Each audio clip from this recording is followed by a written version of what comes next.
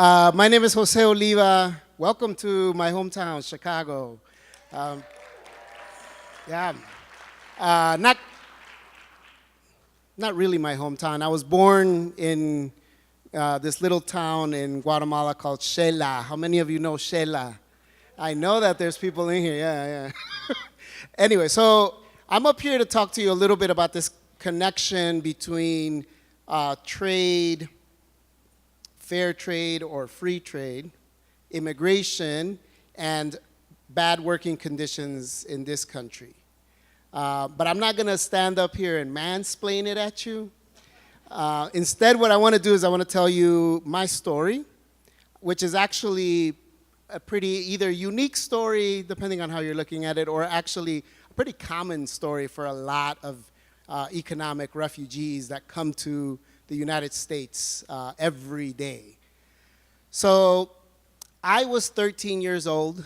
I was born and raised in this little highland town called Xela in Guatemala. This was in the 1980s. It was in the midst of a civil war that was raging in Guatemala at the time. My mother had the audacity of organizing the parents, she was a school teacher, organizing the parents of that school where she taught to demand running water and electricity, what all communists want, right? That got her branded a communist. And so we literally had to pack and leave Guatemala in a matter of days after several of my family members were kidnapped, tortured, and we had to just leave. So we came here, and this was in the 1980s, and the debate was raging here about who was better to immigrants at the time. There was a debate between the Republicans and the Democrats, and who was better to them? Who was going to open the doors more? Who was going to give more amnesty to immigrants? Can you imagine that? That was the climate that we came to. And both my mother and my father were college educated in Guatemala, but when we came here, their jobs were both in the food system. My mom ended up working as a waitress in an Italian restaurant, and my dad was in a cannery, salmon cannery, and both of them worked really long hours. But I remember going to my mother's workplace and looking in and just sort of being mesmerized by the restaurant industry. How many of you have worked in the restaurant industry? Yeah, I thought there was a few of you in here. And I remember thinking to myself, this is the kind of place I want to work at, right? It's like super fancy and everybody's happy and it's so fast paced, the energy, right? Like you feel this energy when you're in there. It wasn't until much, much later when I started working in the restaurant industry in college that my mother, after she heard me complaining, my mother started telling me some stories about stuff that happened to her when she worked in the restaurant industry. And she said, oh, you think that's bad? You should, if you were a woman, you'd be sexually harassed every day in the restaurant industry. And I was like, really? That happened to you? And so she went on to tell me all these stories about sexual harassment, wage theft, about some of her co-workers falling and slipping and hurting themselves in the kitchen and then getting fired because the employer just didn't want to pay workers comp.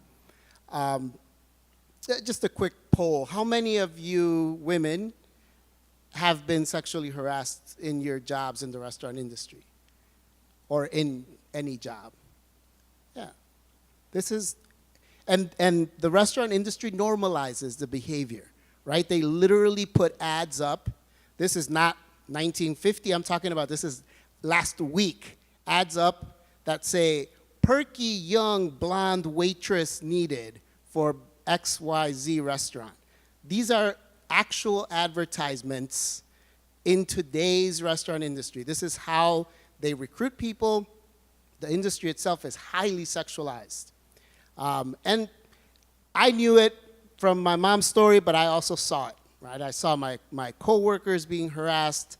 I was a victim of wage theft myself, right, where the employer would ask me to work the back of the house when I was on a tipped wage. The tipped minimum wage in this country right now is $2.13 an hour. That's the federal tipped minimum wage. So the connections are pretty obvious, I think, right? People come from the global south to this country because of things like what happened to my family and because of just the reasons why you all are here, right? The employment situation isn't good. The social situation, the environmental degradation is such that people are forced to leave their homelands and come here. And then when they come here, they're in situations that are so dire, so desperate, that they're willing to take jobs that are paying less than the average. That creates a vicious cycle, especially when you're talking about a group of workers as large as the food system. So the food system in the United States employs approximately 21.5 million people. That is the largest employment sector in the United States. It is the driver of our economy.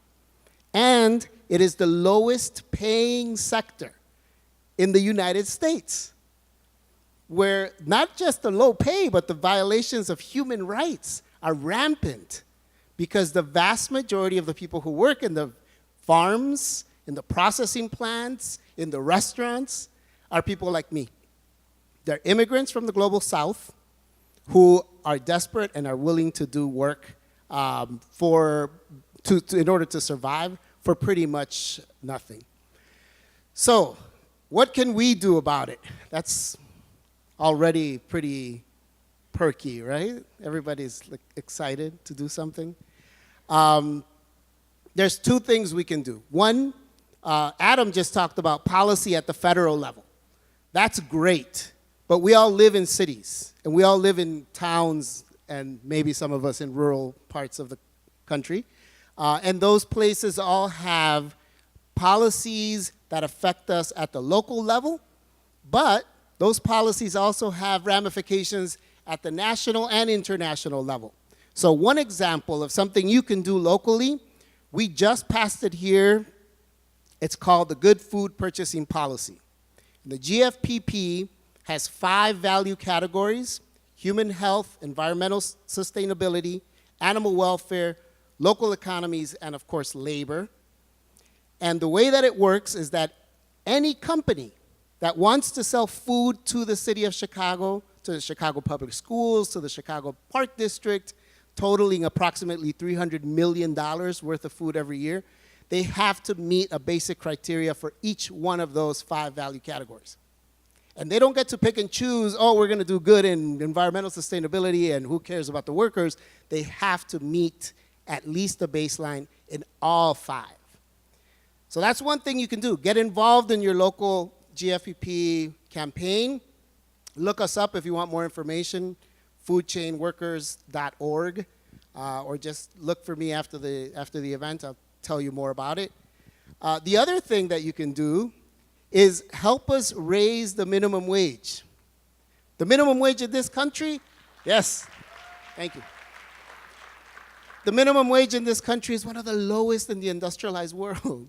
It's incredible that we're paying people as low as we are. It shows the value we have for the people that literally put the food on our plates. So we have a national minimum wage campaign. We want to raise it to $15 an hour. We think that's fair. We think that's at least a baseline from which workers can at least make a livable wage. In every city, especially if you live in parts of the country that are not cities, you have a member of Congress who should hear from you about what you think is necessary for workers to live, and that means raising the minimum wage. So remember foodchainworkers.org. You can find out more about these campaigns. There's a lot more stuff that you can do at the local level, at the national level, at the international level. You're already doing a lot of great work. So thank you very much.